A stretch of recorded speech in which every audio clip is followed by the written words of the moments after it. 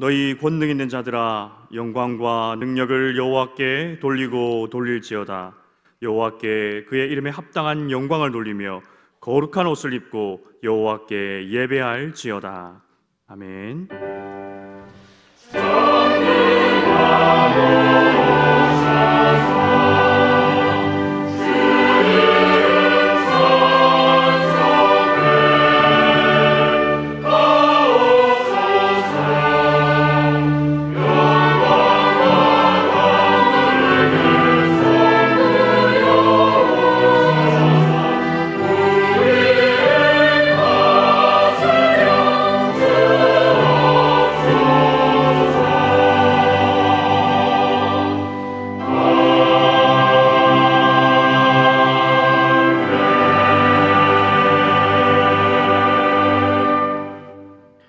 거룩하신 하나님 아버지, 우리를 고아와 같이 버려두지 아니하시고 약속하신 성령을 보내주시니 감사합니다.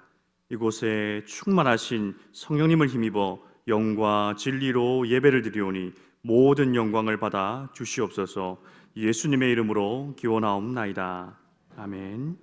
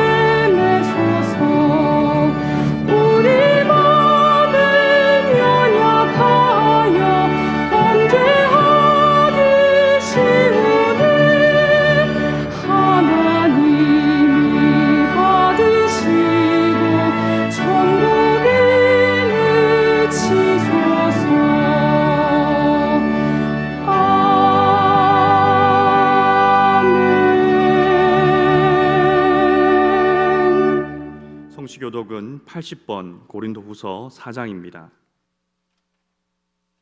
우리가 이 보배를 질그릇에 가졌으니 이는 심히 큰 능력을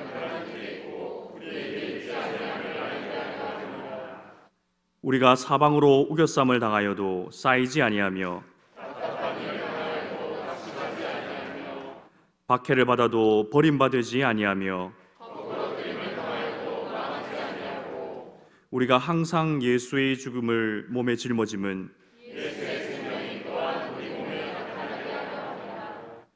우리 살아있는 자가 항상 예수를 위하여 죽음에 넘겨짐은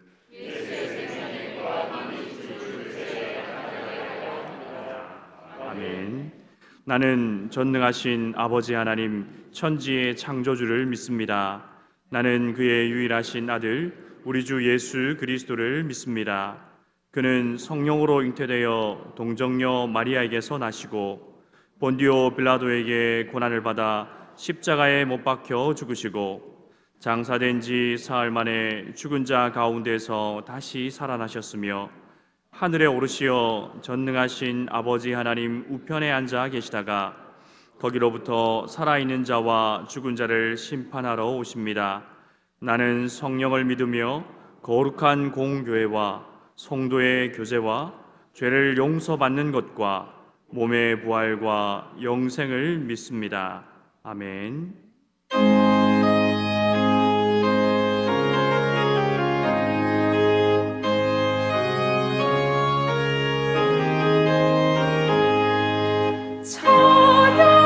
찬양하라 복 계신 곳에 주 예수 백성들아 사랑을 전하세 경배하라 하늘의 천군과 천사 주님 앞에 영광을 돌리세 목자같이 우리를 지키시고 종의 품에 늘 안아주시니 찬양하라 높으신 권세를 찬양 찬양 찬양 영원히 드리세 찬양하라 복 계신 곳에 주 예수 우리 대신 죽임을 당했네 구주 예수 영원한 구원의 소망 경배하며 평생이 절하세 찬양하라 우리 주 지신 예수 그의 사랑 한없이 크셔라 찬양하라 높으신 권세를 찬양 찬양 찬양 영원히 드리세 찬양하라 복 계신 곳에 주 예수 천사들아 즐겁게 찬양해 구주 예수 영원히 다스리시니 멸류관을 주 앞에 드리세 구주 예수 세상을 이기시고 영광 중에 또다시 오시리 찬양하라 높으신 권세를 찬양 찬양 찬양 영원히 드리세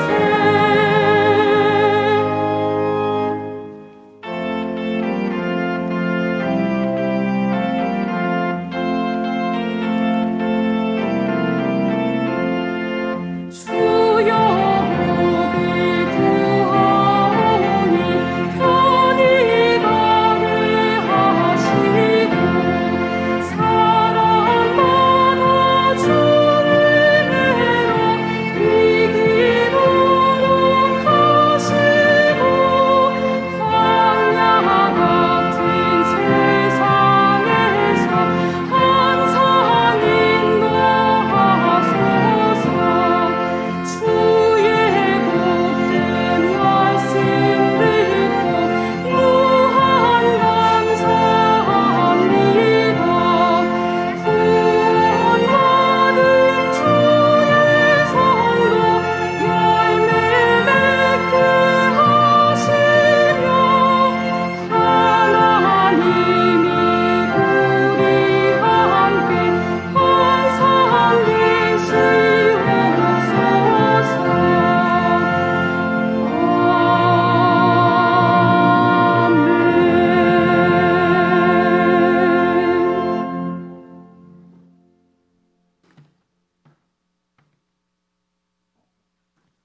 사랑의 하나님 아버지 감사합니다.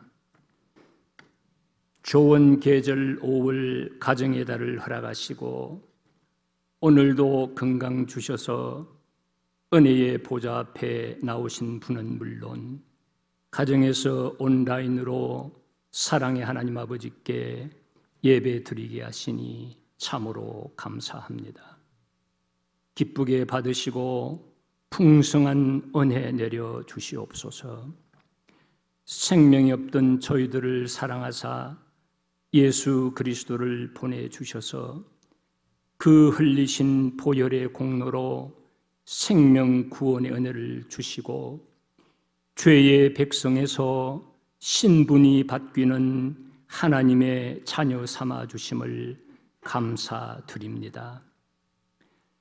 세상에서는 자기들이 중히 여기는 물질을 엄청나게 소유한 자들의 가정이 사랑이 식어지고 용서가 이루어지지 않아 무너지고 있다고 합니다. 그러나 우리는 믿음으로 가정을 세우는 것이 더 귀한 것인 줄 알고 용서와 사랑, 하나님의 은혜가 넘치는 가정을 믿음의 반석 위에 세우는 저희 모두가 되게 하여 주시옵소서. 부모님에게는 주 안에서 효를 다하게 하시고 부모는 자녀들을 주의 교훈과 훈계로 잘 양육하여 하나님께 귀히 쓰임받는 필요한 인재로 키워내는 신실한 부모님들 다 되게 하여 주시옵소서. 우리의 자녀들이 예수님처럼 키와 신체가 자라게 하시고 지혜와 총명이 자라게 하시고 하나님과 사람 앞에 사랑받는 인물로 자라 하늘나라의 귀한 일꾼이 되게 하시고 이 땅에서도 존귀한 자가 되는 복을 주시옵소서. 교회 공동체 내에서는 어버이 같은 믿음의 선배들을 잘 공경하게 하시고 주 안에서 한 형제 자매된 자들이 서로 사랑하고 서로 섬기는 자 되어 주님의 기쁨이 되고 하나님께 영광 돌리는 덩촌 사랑 공동체를 만들어 가게 하여 주시옵소서. 그러나 지난 세월 동안 믿음의 부모님들과 믿음의 선배님들을 통해서 복을 주시는 하나님의 큰 은혜를 잊어버리고 가족에게는 사랑과 정성을 다하지 못했으며 교회 내에서도 겸손하게 섬기지 못했던 잘못을 회개하오니 용서하여 주시옵소서. 자비하신 하나님 아버지, 계속되는 코로나 바이러스에 감염되어 국내외에서 치료받는 자들을 은혜로 회복시켜 주시고 수고하는 의료진들과 방역 봉사하는 자들에게 위로와 힘을 주시옵소서. 하나님의 자비와 긍휼하심으로 이 연병이 그치는 은혜를 주시옵소서. 쉽지 않은 줄 알지만 어떠한 환경에서라도 우리의 삶 전체를 하나님께 맡기면 하나님께서 우리를 선한 길로 인도해 주신다는 약속의 말씀을 믿습니다. 육신의 질병, 코로나로 인한 경제 문제 등 남에게 쉬이 얘기하기 어려운 복잡한 문제들도 주님 앞에 다 내려놓습니다. 저희 모두에게 자비를 베풀어 주시옵소서. 우리 각자의 문제와 미래의 길을 하나님께 맡겨오니 선하게 인도하여 주시옵소서. 어떠한 형편에서라도 믿음으로 다시 힘을 얻게 하시고 하나님께서 주시는 새로운 용기로 다시 일어서게 하시며 날마다 주님의 은혜로 살아가는 저희들이 다 될 수 있도록 도와주시옵소서. 인구 구조의 변화로 향후 교회들이 어려움에 처할 수 있다고 하더라도 등촌교회는 이 지역의 생명을 구하는 진리등대 역할을 잘 감당할 수 있도록 은혜 내려 주시옵소서. 아이들 인구가 줄어드는 것을 염려하여 출산 장려 캠페인을 벌이고 있습니다. 믿음의 자녀들이 하늘의 별같이 바다의 모래알같이 번성 창대하는 복을 주시옵소서. 교회 공동체에 속한 모든 분들 교역자, 직분자, 일반 성도님들 모두가 하나님을 사랑하고 주위의 이웃에게 사랑을 나누는 일을 계속함으로 섬기고 나누는 자에게 약속하신 누르고 흔들어 채워주시는 복을 받아 하나님께 영광 돌리는 교회 되게 하여 주시옵소서. 늘 생명의 말씀을 공급해 주시는 담임 목사님, 오늘도 단위에 세우셨습니다. 영육간에 강건함 주시고 성령 충만케 하시며 전해지는 말씀으로 생명 구원의 역사가 일어나고 상처받은 자들이 치유되고 회복되는 은혜를 주시옵소서. 오늘 이 시간에도 목사님을 통하여 생명의 말씀을 듣고자 합니다. 말씀 듣고 예배하는 자에게 베풀어 주시는 하나님의 풍성한 은혜가 마음에 잔잔한 감동으로 다가오는 복된 시간 되게 하여 주시옵소서. 하나님 아버지, 힘겨운 삶으로 고생하는 북한 주민들과 내전으로 어려움을 겪고 있는 미얀마 국민들에게 새로운 삶의 길이 열리는 은혜를 주시옵소서. 대한민국 공동체를 위해서 기도합니다. 정치 지도자들과 위정자들이 지금까지 베풀어 주신 하나님의 은혜에 감사하게 하시고 하나님의 공의대로 나라가 발전할 수 있는 정책들을 잘 세워 자손 대대로 하나님의 복을 받아 세계 방방곡곡에 선교함으로 하나님께 영광이 되는 나라로 세워 주시옵소서. 환경이 열악한 세계 험지에서 선교하시는 선교사님들 붙들어 주셔서 생명 구원의 귀한 사역 잘 감당할 수 있도록 도와주시옵소서. 할렐루야 찬양대와 오케스트라의 찬양을 기쁘게 받아주시고 모든 순서를 통해 하나님께 영광이 되며 하나님께서 기뻐 받으시는 주일 예배가 되게 하여 주시옵소서. 존귀하신 예수님의 이름으로 기도드리옵나이다. 아멘.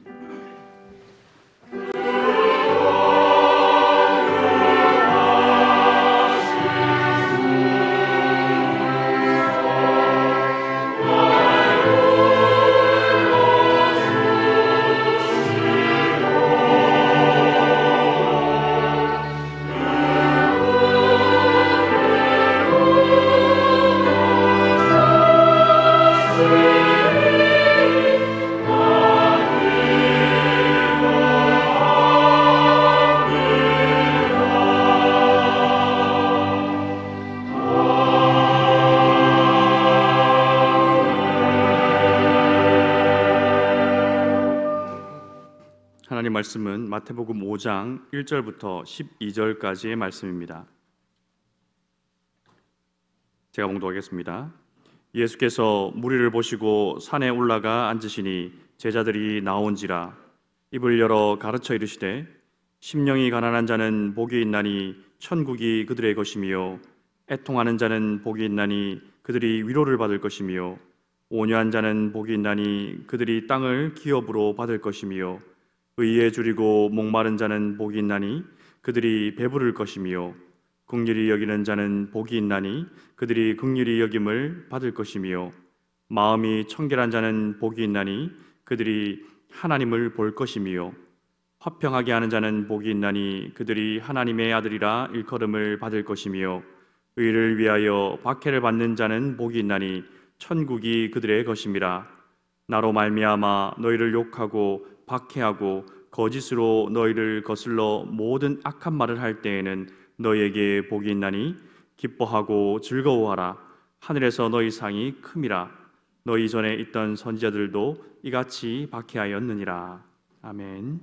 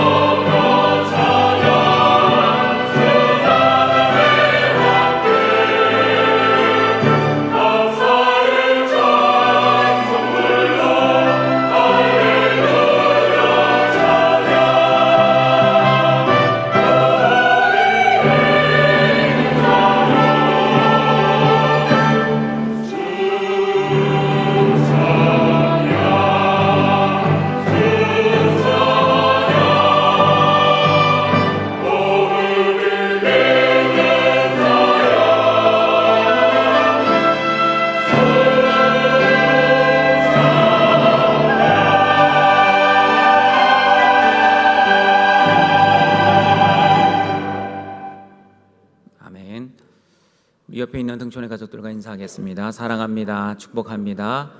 우리 집에서 온라인으로 예배드리는 우리 등촌의 가족들도 환영하고 사랑합니다.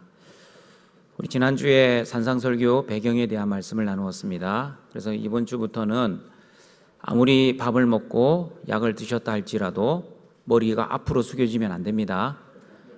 최소한 뒤로 숙여줘야 됩니다. 앞으로 숙여지면 의도적으로 잔다고 담임 목사가 오해할 수 있습니다. 그렇게 하시고 오늘부터 산상설교의 말씀 잘 들어주시길 바랍니다. 아직 설교 시작 안 했습니다. 좀 이따 설교 시작합니다. 지난주 산상설교의 배경에 대한 말씀을 나누었습니다. 산상설교는 출애굽한 이스라엘 백성들에게 시내산에서 하나님의 말씀을 주신 것처럼 예수님께서도 헤롯의 박해를 피해 애굽에 피신하셨다가 출애굽하시어 제자들을 산으로 데리고 가셔서 하나님의 말씀을 선포하신 말씀이 산상설교라고 말씀드렸습니다. 산상설교의 말씀은 너희가 말씀을 지키면 구원을 받을 것이다, 또는 너희가 말씀을 순종하면 복을 받게 될 것이다 라는 말씀이 아닙니다. 산상설교는 이미 하나님의 복을 받아 하나님 나라의 자녀들이 된 백성들에게 하나님의 백성답게 어떻게 살아야 하는지, 어떻게 거룩하게 살아야 하는지 그 하나님의 뜻과 그 하나님의 말씀을, 또 그 기준을 알려주는 말씀입니다. 그러므로 저와 여러분은 이 세상에 살고 있지만 하나님의 자녀이기 때문에 이 세상의 논리와 세상의 법칙과 세상의 기준으로 살지 말아야 합니다. 그러면 어떻게 살아야 합니까? 하나님의 백성이기 때문에 하나님의 기준, 하나님의 말씀과 하나님의 뜻대로 살아야 합니다. 왜냐하면 구원받은 저와 여러분은 인생의 주인이 바뀌었고 달력이 바뀌었고 신분이 바뀌었기 때문입니다. 오늘은 팔복에 대한 말씀을 들어가기에 앞서 성경에서 말씀하는 진짜 성경적 복이 무엇인지 그 복에 대한 개념을 살펴볼 것입니다. 성경적 복과 영광이라는 제목으로 세상에서 말하는 복과 성경에서 말씀하시는 복이 어떻게 다른지를 살펴보고 하나님이 주시는 진정한 복의 말씀을 듣고자 합니다. 등촌가족 여러분 혹시 이런 설교 들어보셨습니까? 여러분 중에 경제적으로 힘드신 분이 계십니까? 사업에 실패한 자 있습니까? 병들어 고생하셨습니까? 마음의 상처를 받았습니까? 자녀가 대학 입시에 떨어지고 취업이 안 되고 있습니까? 수고하고 무거운 짐진자들은 다 예수님께로 나와 고침을 받고 회복하시고 성공하시고 행복하십시오. 혹시 이런 설교 들어보셨습니까?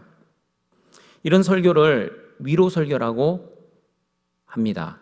그러나 저는 위로 설교라고 말하지 않습니다. 저는 기복주의 설교라고 말을 합니다. 엄밀히 말하면 물질적 기복주의입니다. 예수님을 믿는 목적이 만사형통, 일사천리, 일치월장, 무병장수, 그리고 행복이 아닙니다. 예수님께서 십자가에서 피를 흘리신 이유가 우리의 만사형통 때문에 피를 흘리신 것이 아니기 때문입니다. 등촌가족 여러분, 예수님께서 왜 십자가에서 피를 흘리셨습니까? 그 이유는 우리의 죄를 용서해 주시기 위해, 다시 말하면 우리의 구원을 위해 예수님이 십자가에서 피를 흘리셨습니다. 우리를 잘 먹고 잘 살게 하기 위해서 예수님이 십자가에서 피를 흘리지 않았다는 것을 여러분 잘 유념하셔야 합니다. 여러분, 예수님이 이루신 하나님 나라가 만약에 잘 먹고 잘 살고 만사형통한 나라였다면 우리가 읽고 있는 이 팔복에 대한 말씀도 수정해야 합니다. 어떻게 수정해야 합니까? 심령이 가난한 자는 물질이 부한 자로, 애통하는 자는 기쁘고 즐거운 자로, 의에 줄이고 목마른 자는 의에 배부르고 풍족한 자로, 의를 위하여 박해를 받는 자는 의를 위하여 박해가 하나도 없는 자로 성경 자체를 바꾸어야 합니다. 그런데 여러분, 예수님께서는 물질이 부한 자가 아니라 심령이 가난한 자가 복되다고 말씀하십니다. 기쁘고 즐거운 자가 아니라 애통하는 자가 복되다고 말씀합니다. 배부른 자가 아니라 줄이고 목마른 자가 복되다고 하십니다. 박해가 하나도 없이 평안한 자가 아니라 오히려 박해를 받는 그 사람이 복되다고 말씀합니다. 여러분, 모순입니다. 현실은 어려운데 예수님은 복되다고 하십니다.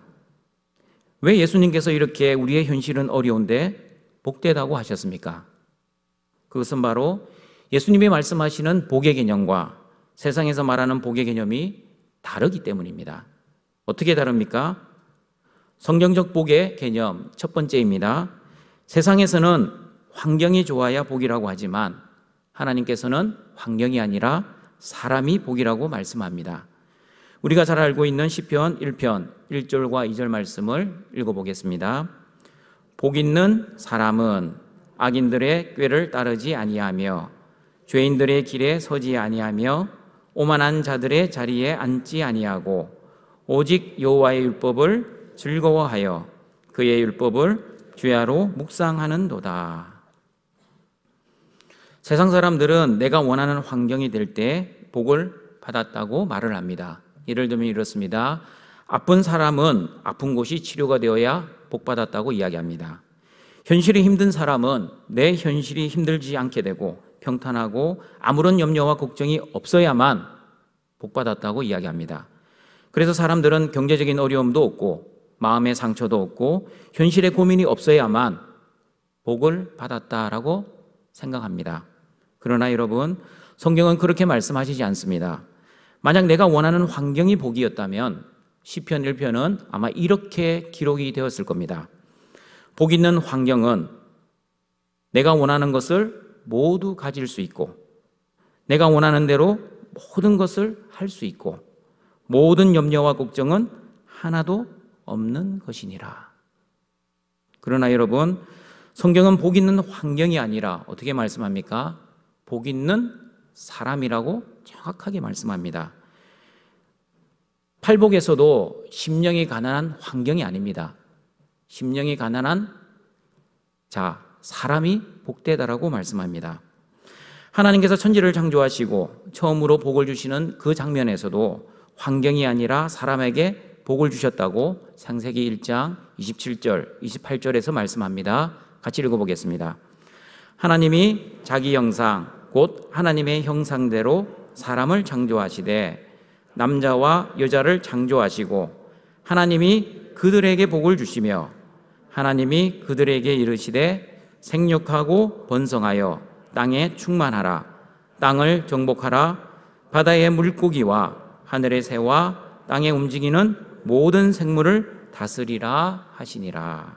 등촌가족 여러분, 사람은 환경을 다스리고 정복해야 합니다. 왜냐하면 하나님께서 환경을 다스리고 정복해야 할 그 아담과 하와 그리고 저와 여러분에게 하나님의 복을 주셨기 때문입니다. 그러므로 하나님의 복을 받은 저와 여러분이 환경을 다스리고 정복해야지 환경이 저와 여러분을 다스리고 정복해서는 안 될 것입니다. 만약 환경이 사람을 다스린다면 그 사람은 어떤 사람입니까? 제가 자주 이야기 드렸습니다. 환경이 사람을 다스리면 그 사람은 영적 시체입니다.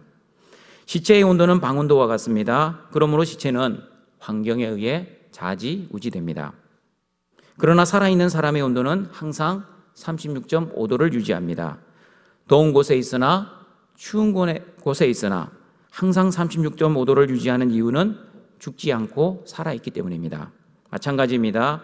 영적으로 살아있으면 환경에 의해 지배를 당하지 않고 오히려 환경을 다스리고 정복할 수 있습니다. 그러나 영적으로 죽어 있으면 어떻게 됩니까? 내가 좋아하는 환경, 내가 원하는 환경에 처하면 감사하고 기뻐하지만 내가 원하지 않는 나쁜 환경에 처하면 그때부터는 원망하고 불평합니다. 이렇게 환경에 의해 영향을 받는 이유는 그 사람이 영적으로 죽어 있기 때문입니다. 등촌가족 여러분, 좋은 환경이 복이 아니라는 것을 성경에서는 여러 군데에서 말씀합니다. 가장 잘 증명해 주는 말씀 중에 하나가 시편 73편 1절과 2절, 12절입니다. 악인의 형통, 악인임에도 불구하고 그들의 환경이 얼마나 평안하고 형통했는지 성경은 이렇게 말씀합니다. 같이 읽어보겠습니다.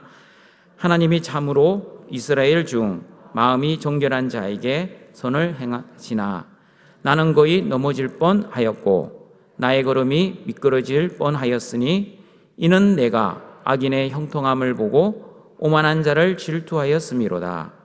그들은 죽을 때에도 고통이었고 그 힘이 강건하며 사람들이 당하는 고난이 그들에게는 없고 사람들이 당하는 재앙도 그들에게는 없나니 그러므로 교만이 그들의 목걸이요 강포가 그들의 옷이며 살찜으로 그들의 눈이 솟아나며 그들의 소득은 마음의 소음보다 많으며 이들은 악인들이라도 항상 평안하고 재물은 더욱 불어나도다. 여러분, 악인이 어떻게 행동했습니까? 고난도 없고 재앙도 없었습니다. 그들의 수입은 마음의 소음보다 많았습니다. 마음으로는 1억을 벌기를 원했는데 실제로는 2억을 벌었다는 뜻입니다. 그들의 삶은 항상 평안하고 재물은 더욱 불어났습니다. 심지어 죽을 때도 고통 없이 죽었습니다. 아무런 염려도 없고 걱정도 없고 너무나 만사 형통했습니다. 그러나 여러분, 성경은 그 좋은 환경에서 사는 그 사람을 의인이라고 하지 않고 악인이라고 합니다. 왜냐하면 복은 환경에 의해 결정되는 것이 아니라 사람에 의해 결정되기 때문입니다. 등촌가족 여러분, 지금 여러분의 환경이 여러분의 마음에 들지 않는 너무나 힘이 드는 환경입니까? 내 힘으로는 감당하기에 너무나 벅차 때로는 하나님께 원망과 불평을 하고 있습니까? 심지어 나는 하나님께 저주를 받은 것처럼 그런 생각이 들 때도 있습니까? 그러나 여러분, 아무리 현실이 힘들고 어려워도 여러분 안에 예수님이 계시고 또한 예수님을 나의 주와 그리스도로 믿으신다면 여러분은 여전히 복을 받은 하나님의 자녀이지 결코 저주를 받은 저주의 자녀가 아닙니다. 왜냐하면 하나님의 자녀라는 신분은 절대로 바꿀 수 없기 때문입니다. 또한 하나님이 베풀어 주신 그 구원도 절대로 변하지 않습니다. 그리고 예수님이 보장해 주신 그 영생도 지금까지 환경에 상관없이 여전히 유효하기 때문입니다. 어느 학생이 학교 시험을 마치고 저에게 목사님, 이번 시험 망했어요. 죽고 싶어요. 라는 말을 했습니다. 제가 이렇게 말을 해주었습니다. 시험 점수가 안 나올 뿐이지 너는 절대 망한 사람, 망한 인생이 아니란다. 하나님의 자녀는 시험을 잘 볼 수도 있고 때로는 시험을 못 볼 수도 있어도 못 본다 할지라도 절대 망한 인생이 아니란다. 시험 성적에 상관없이 너는 여전히 하나님의 자녀야. 예수님이 너의 시험 성적을 위해 십자가에서 죽으신 것이 아니라 너의 구원을 위해 십자가에 죽으셨다는 것을 잊지 말았으면 좋겠다. 시험은 다음에 잘 보면 되니 너무 속상해하지 말고 다시 열심히 해보자. 알았지? 화이팅 했습니다. 알아들었을까요? 알아듣지 못했을까요? 알아들었습니다. 등촌가족 여러분, 어른도 마찬가지입니다. 사업이 실패했을 뿐이지 인생이 실패한 것이 아닙니다. 그리고 돈이 없을 뿐이지 여러분의 삶이 망한 것도 아닙니다. 그리고 취업이 조금 늦고 결혼이 조금 늦을 뿐이지 우리의 인생이 끝난 것도 아닙니다. 여러분, 성경에도 나와 있지 않습니까? 무화과 나무가 무성하지 못하고 포도나무에 열매가 없어도 감람나무에 소출이 없어도 밭에 먹을 것이 없고 우리의 양과 외양간에 소가 없을지라도, 무슨 말입니까? 환경이 힘들다 할지라도 우리는 기뻐할 수 있습니다. 왜 이렇게 열악한 환경 속에서도 저와 여러분이 기뻐할 수 있습니까? 하나님이 죽지 않고 여전히 살아계시기 때문입니다. 환경이 복이 아니라 하나님을 믿는 하나님의 그 자녀가 바로 복이기 때문입니다. 그러므로 환경을 바라보지 마시고 하나님만을 바라보시고 현실의 문제를 묵상하지 마시고 하나님의 말씀을 묵상하시고 하나님과 함께 이 어려운 환경들을 이겨내시는 우리 거룩한 등촌의 가족들이 되시길 바랍니다. 성경적 복의 두 번째 개념은 복은 우리의 노력으로 얻어내는 것이 아니라 하나님의 은혜로 주어진다는 것입니다. 다시 말하면 복은 찾는 것이 아니라 받는 것입니다. 누구에게 받습니까? 복의 창조자 대신 하나님께 받습니다. 시편 67편 6절과 7절입니다. 같이 읽어보겠습니다. 땅이 그의 소산을 내어 주었으니 하나님 곧 우리 하나님이 우리에게 복을 주시리로다. 하나님이 우리에게 복을 주시리니 땅의 모든 끝이 하나님을 경외하리로다. 등촌가족 여러분, 복을 받기 위해 우리는 무엇을 해야 합니까? 자신의 힘과 능력으로 노력한다고 복을 받을 수 있는 것이 아닙니다. 하나님이 주셔야만 그 하나님의 복을 받을 수 있습니다. 다시 말하면 하나님의 은혜로 복을 받는 것입니다. 그러므로 여러분, 은혜와 복은 공통점이 있습니다. 첫 번째, 은혜와 복은 우리의 노력으로 얻는 것이 아니라 하나님이 주신다는 겁니다. 두 번째, 은혜와 복은 받을 자격 있는 사람에게 주어지는 것이 아니라 받을 자격 없는 사람에게 주어지는 것입니다. 세 번째, 은혜와 복은 무슨 대가를 치르고 받는 것이 아니라 아무런 값 없이, 대가 없이 받는다는 사실입니다. 그래서 하나님께 큰 은혜와 복을 받았음에도 불구하고 내가 왜 이런 큰 은혜를 받았는지, 내가 왜 이 큰 복을 받았는지 이유를 모르는 것입니다. 여러분, 이유를 알면 그것은 은혜와 복이 아니라 나의 공로이자 하나님과 거래일 가능성이 있습니다. 여러분, 복은 하나님이 주십니다. 믿으십니까? 그러면 저주는 누가 주십니까? 복은 하나님이 주시는데 저주는 사탄이 줍니까? 그렇지 않습니다. 저주는 누가 주는지 창세기 12장 1절과 3절 말씀을 읽어보겠습니다.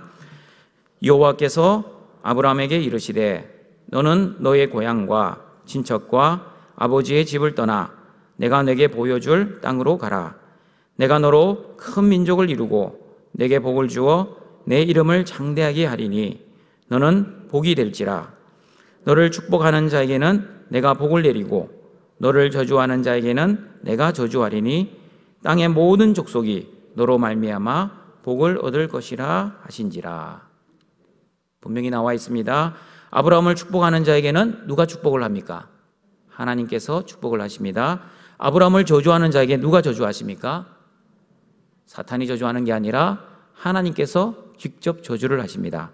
그러므로 복도 하나님이 주시고 저주도 하나님이 주시는 것입니다.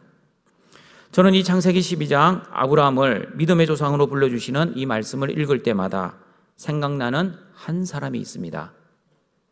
그 사람은 바로 욥기서의 욥입니다. 욥은 아브라함과 동시대에 살았던 족장시대의 사람입니다. 여러분, 욥과 아브라함의 믿음을 한번 비교해 보시길 바랍니다. 누구의 믿음이 큰 것 같습니까? 우리가 하나님이 아니기에, 다시 말하면 사람의 중심을 정확하게 알지 못하기에 우리가 판단을 하기가 힘들 수 있습니다. 그러나 성경에 나와 있는 모습을 비교해 보면 짐작은 할 수 있습니다. 아브라함은 하나님의 명령으로 고향과 친척과 아버지의 집을 떠나 가나안 땅으로 갔습니다. 그런데 그 가나안 땅에 기근이 들었습니다. 그러자 양식이 풍부한 애굽으로 내려갔습니다. 왜 애굽으로 내려갔습니까? 하나님의 명령을 쫓아 내려가지 않았습니다. 기근으로 인해 먹고 살기 위해 애굽으로 피신했습니다. 그리고 애굽에서 자기 부인 사라를 누이라고 말을 하여 바로의 첩이 되게 하였습니다. 또한 아브라함은 하나님께서 하늘의 별과 같이 바닷가의 모래와 같이 자손을 주시겠다는 그 약속을 신실하게 붙들지 못하고 자기의 종 엘리에셀을 상속자로 삼으려고 했고 하갈을 통해 이스마엘을 낳기도 했습니다. 그리고 아브라함은 사라의 몸을 통해 씨를 주시겠다는 그 하나님의 약속을 온전히 신뢰하지 못하고 그랄 왕 아비멜렉에게 자신의 부인 사라를 누이라고 말을 하여 또 사라를 빼앗기게 됩니다. 그러나 여러분, 욥은 어떠했습니까? 하루아침에 재산과 자녀를 잃고 또한 자신은 질병에 걸려 말로 할 수 없는 고통을 당하게 됩니다. 그럼에도 불구하고 욥은 입술로도 범죄하지 않았습니다. 주신 자도 여호와시요 취하신 자도 여호와십니다 라는 신앙 고백으로 그 고통들을 인내하였습니다. 친구들이 와서 고통 중에 있는 욥을 위로하기는커녕 오히려 정죄하고 비난을 하였습니다. 그러나 욥은 환경을 바라보거나 친구들의 말을 묵상하지 않고 오직 하나님을 바라보고 하나님을 묵상하며 그 고통들을 믿음으로 승리하였습니다. 만약 여러분이 하나님이시라면 아브라함과 욥 이 두 사람 중에서 누구를 선택해서 이스라엘의 조상, 믿음의 조상으로 삼으시겠습니까? 저라면 여러 번 넘어진 아브라함보다 한 번도 넘어지지 않은 욥을 선택하여 이스라엘의 조상으로 삼았을 것 같습니다. 그런데 여러분, 하나님의 생각은 저의 생각과 다르셨습니다. 하나님께서는 욥이 아니라 아브라함을 선택하셔서 믿음의 조상으로 삼으셨습니다. 여러분, 이것이 바로 하나님의 은혜입니다. 왜냐하면 왜 아브라함을 선택했는지 그 이유를 알 수 없기 때문입니다. 한 번도 넘어지지 않은 욥을 선택하지 아니하시고 여러 번 넘어졌던 아브라함을 선택한 그 선택이 설명이 되지 않기 때문에 하나님의 은혜입니다. 이해도 되지 않습니다. 여러분께서는 여러분이 하나님의 자녀가 된 것을 또한 그 이유를 알고는 있습니까? 왜 여러분은 구원받았습니까? 신앙생활을 열심히 했기 때문입니까? 아니면 구원받을 그 무언가가 여러분의 삶 속에, 여러분의 마음 속에 있었기 때문입니까? 그렇지 않습니다. 우리가 구원받은 이유도 알 수 없고 설명되지 않고 납득이 되지 않습니다. 그래서 우리는 그냥 하나님의 은혜입니다 라는 말로 표현할 뿐입니다. 등촌가족 여러분, 물질적 기복주의도 있지만 영적 기복주의도 있다는 것을 아십니까? 영적 기복주의자들은 이렇게 생각하며 신앙생활을 합니다. 자신이 영적 기복주의자인지 아니면 올바른 거룩한 성도인지 제가 묻는 질문에 한번 대답을 해보시길 바랍니다. 여러분은 하나님이 좋습니까? 아니면 하나님이 주시는 복들이 좋습니까? 물론 두 가지 다 좋죠. 하나님도 좋고 하나님이 주시는 복도 좋습니다. 그 두 가지 중에 한 가지를 선택하라면 여러분은 무엇을 선택하시겠습니까? 다시 물어봅니다. 여러분은 하나님이 좋습니까? 아니면 하나님이 주시는 그 복들이 더 좋습니까? 영적 기복주의자들은 기도하는 목적이 하나님보다 하나님이 주시는 그 복에 더 관심이 있는 사람들입니다. 그러므로 영적 기복주의자들은 기도하는 목적이 자신의 소원 성취를 위해서 집중적으로 그리고 열심히 기도합니다. 사업이 잘 되고 자녀들이 좋은 대학에 들어가고 병이 치유되고 골치 아픈 문제들이 해결되기를 위해서 그렇게 열심히 기도를 합니다. 여러분, 오해하지 마시길 바랍니다.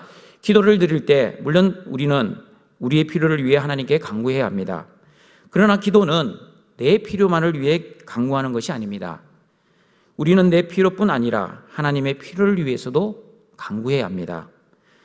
그러므로 처음에는 내 필요를 위해 열심히 간구를 하지만 기도의 자리가 깊어지면 깊어질수록 나의 소원보다 하나님의 소원을, 내 필요보다 하나님의 필요를, 내 뜻보다 하나님의 뜻을 위해 기도하게 되는 것입니다. 다시 말하면 기도를 통해 하나님과의 올바른 관계가 형성되는 것입니다. 여러분, 내가 영적 기복주의자인지 아니면 올바른 믿음을 가진 성도인지 알 수 있는 방법이 있습니다. 자가진단법입니다. 기도 응답에 대한 반응을 보면 알 수 있습니다. 다시 말씀드립니다. 기도 응답에 대한 태도를 보면 내가 영적 기복주의자인지 아니면 거룩한 온전한 성도인지를 알 수 있습니다. 영적 기복주의자들은 기도 응답을 받으면 감사하고 기뻐합니다. 그러나 기도 응답을 받지 못하면 왠지 마음이 불편하고 힘듭니다. 그러나 올바른 믿음을 가진 거룩한 성도는 기도를 통해 나의 필요에 대해 응답을 받을 수도 있고 때로는 응답을 받지 못할 수도 있다는 것을 알고 있습니다. 비록 응답을 받지 못한다 할지라도 하나님을 원망하거나 불평하지 않습니다. 오히려 나의 문제가 해결되지 않는다 할지라도 나의 문제에 대해 기도할 수 있는 하나님이 있다는 사실만으로도 감사하고 기뻐합니다. 이렇게 기도 응답에 대한 태도가 다릅니다. 영적 기복주의자들은 응답을 받아야만 기뻐하고 감사하지만 거룩한 성도는 기도 응답을 받아도 감사, 받지 못해도 감사합니다. 왜냐하면 하나님 한 분만으로 만족하고 기뻐하기 때문입니다. 그리고 여러분, 영적 기복주의자들은 기도 응답이 없을 때 어떻게 행동하시는지 아십니까? 두 가지로 나눠집니다. 첫 번째는 원망과 불평을 하면서 기도해봤자 소용없네 라고 기도를 중단해버립니다. 시험이 든다는 말이죠. 두 번째는 어떤 사람들은 내 열심이 부족한가 보다 생각하며 내 문제가 해결될 때까지 더 신앙생활에 박차를 가합니다. 모든 예배, 모든 새벽 기도에 하루도 빠지지 않습니다. 헌금도 더 많이 하고 기도 생활도 이전보다 더 많이 합니다. 왜 그렇게 열심히 신앙생활을 합니까? 목적은 오직 하나입니다. 나의 소원이 성취되기 위함입니다. 하나님의 영광이 아니라 내 영광을 위해 그렇게 열심히 신앙생활을 하는 것입니다.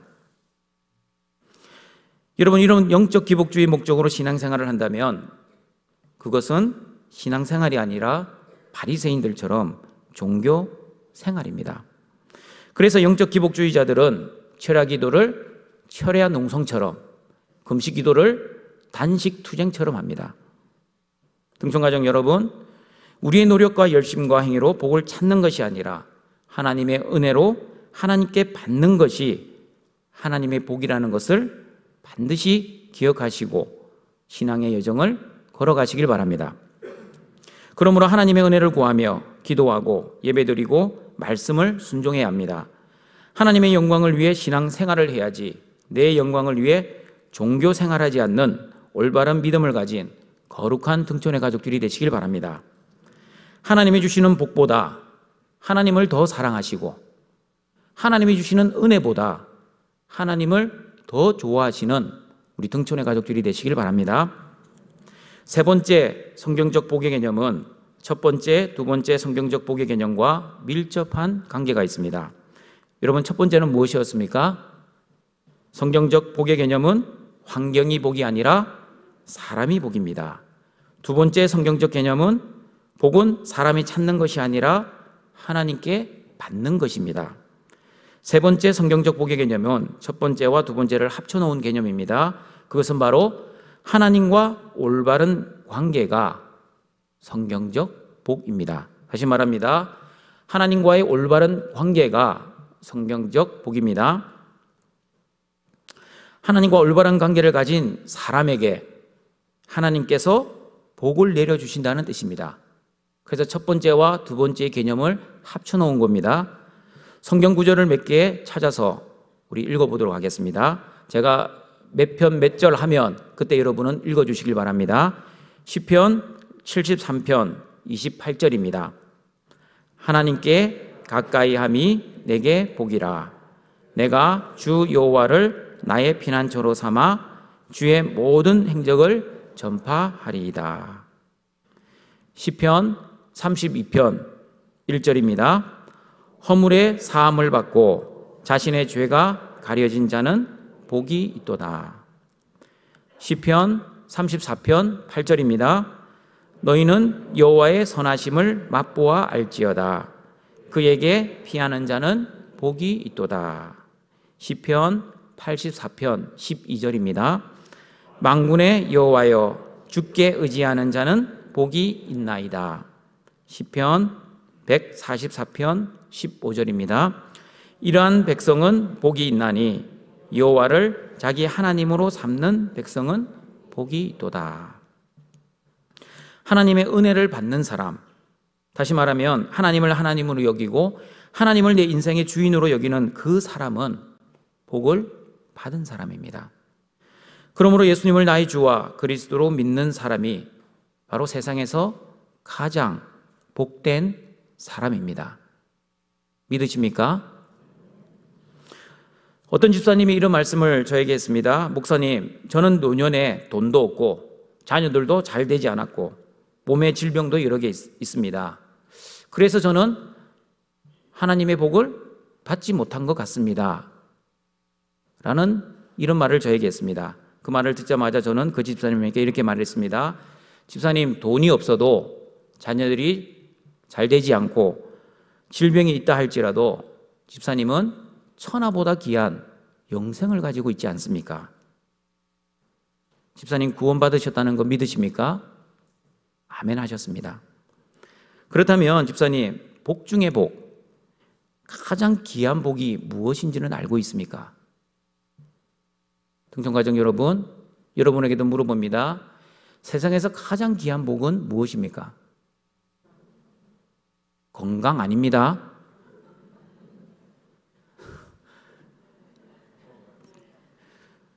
세상에서 가장 귀한 복은 예수 그리스도입니다. 생각 바꾸십시오. 건강이 아니라 예수 그리스도가 세상에서 가장 귀한 복입니다. 우리 성도들이 환경을 복이라고 생각하니 나쁜 환경에 처하면, 자기가 원하지 않는 환경에 처하면 가장 귀한 복인 예수님을 가졌음에도 불구하고 자꾸 복을 받지 못했다라고 자기 스스로 판단을 합니다. 그렇지 않습니다. 다시 말씀드립니다. 환경은 성경적 복의 개념이 아닙니다. 하나님의 사랑을 받는 그 사람이 바로 복입니다. 물질이 있고 물질이 없고가 복의 기준이 아닙니다. 다시 말씀드립니다. 건강이 있고 건강이 없고가 복의 기준이 아닙니다. 성공했고 실패했고도 우리 성공의 기준이 아닙니다. 복의 기준이 아닙니다. 오직 복의 기준은 하나님의 사람이냐 하나님의 사람이 아니냐로 복이 결정되는 것입니다. 그래서 성경은 구약이나 신약에서 일관적으로 하나님께 가까이 하는 사람, 하나님으로부터 죄를 용서받는 사람, 하나님을 의지하는 그 사람이 복이 있다라고 말씀하고 있습니다.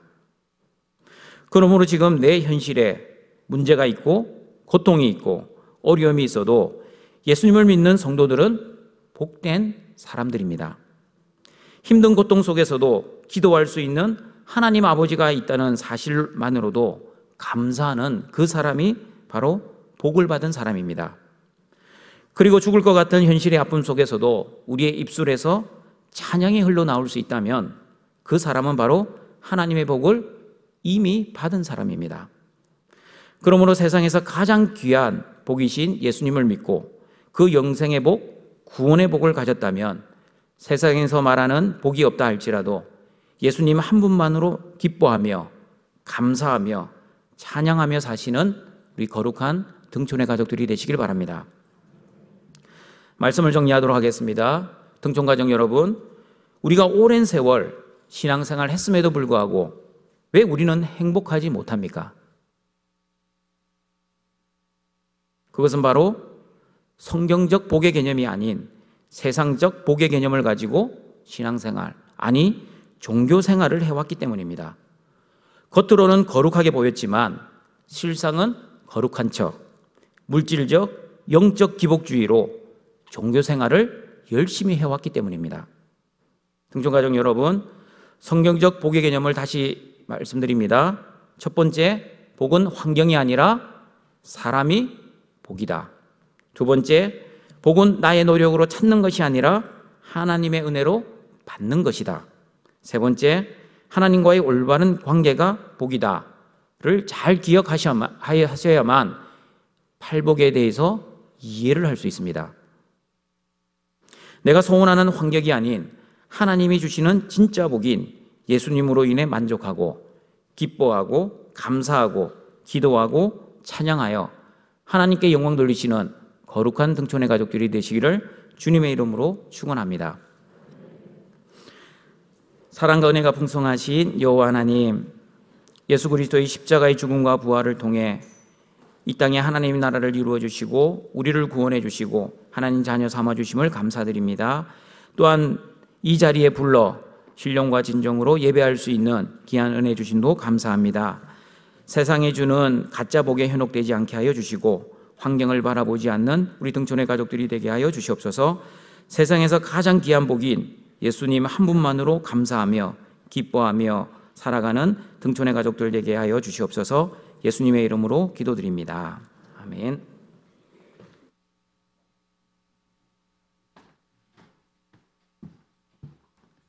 성령 귀한 말씀 감사합니다. 찬송가 94장입니다.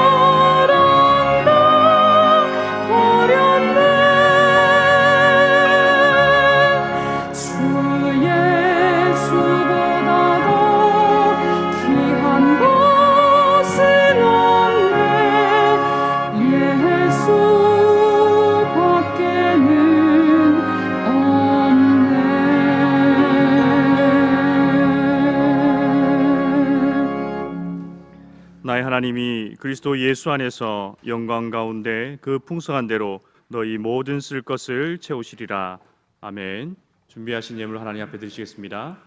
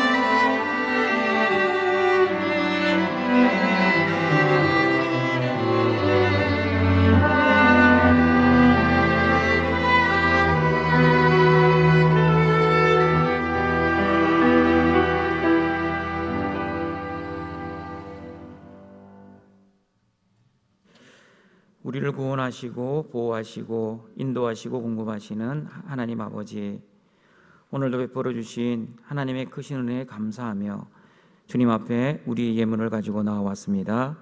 우리의 몸과 마음과 정성도 받아주시옵소서.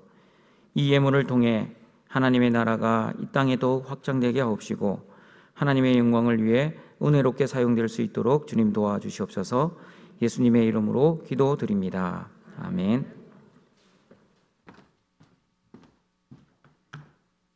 다 함께 일어나셔서 주기도문송으로 송영 드리시겠습니다.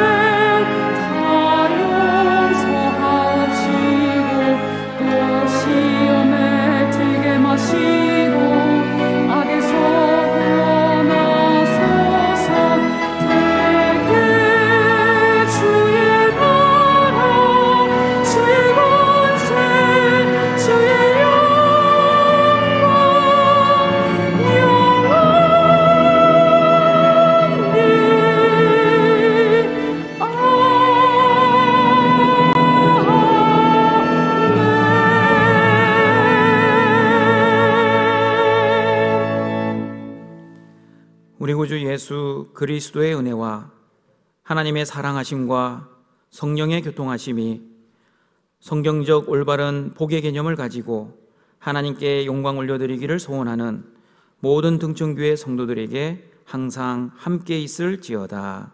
아멘.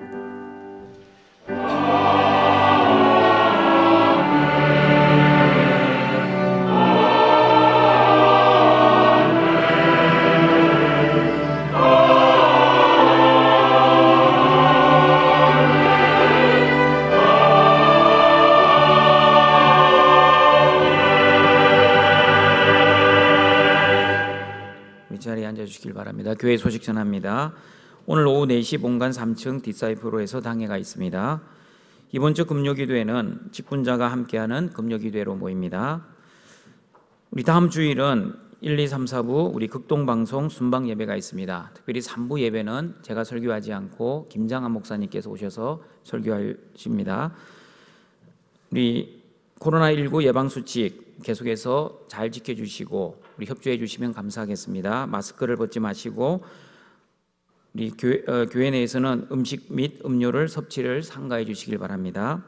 그리고 방역 봉사 우리 전도회별로 계속 수고해 주시고 우리 해주셔서 감사합니다. 아직까지 등촌교회가 안전합니다.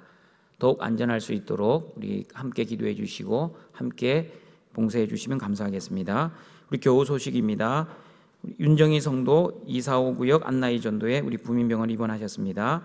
지난주에 장례식이 있었습니다. 우도경 성도 147구역 다이 1전도에 부친 별세하셨습니다. 안혜경 집사 145구역 드보라 1전도에 시부이십니다. 우리 결혼 소식입니다. 남수연 양 요세프 1519구역 남동극 유정혜 A 집사님의 장녀와 우리 최지훈 군 요세프 1539구역 결혼식이 우리 주 2021년 5월 29일 토요일 오후 2시 마곡 보타닉 파크 웨딩 오키드홀에서 있습니다. 교회 출발은 오후 1시 20분입니다. 우리 부목사 사임 광고입니다. 우리 안원진 목사님께서 우리 인천 선두교회로 시무지 이동하십니다. 그동안 15년 동안 등촌교회에서 등촌의 여자와 결혼도 하시고 그리고 생육하고 번성도 하셨고요. 이렇게 또한 새로운 사역지로 이동을 합니다. 우리 인사 말씀 나누겠습니다. 그동안 좋은 교회에서 그리고 좋은 목사님과 또 좋은 성도님들 섬길 수 있도록 기회를 주셔서 저희 가정에는 굉장히 큰 영광이었습니다. 주신 사랑, 주신 은혜 잊지 않고 또 그리고 저희 가정에 항상 선대해 주셔서 정말로 감사합니다. 가서도 등촌교회 교역자다운 모습으로 또 잘 섬기고 또 하나님의 나라와 교회를 세워가도록 열심히 사역하도록 하겠습니다. 그동안 사랑과 호의를 베풀어 주셔서 감사를 드립니다. 고맙습니다. 우리 인사할 때 큰 박수 하겠습니다.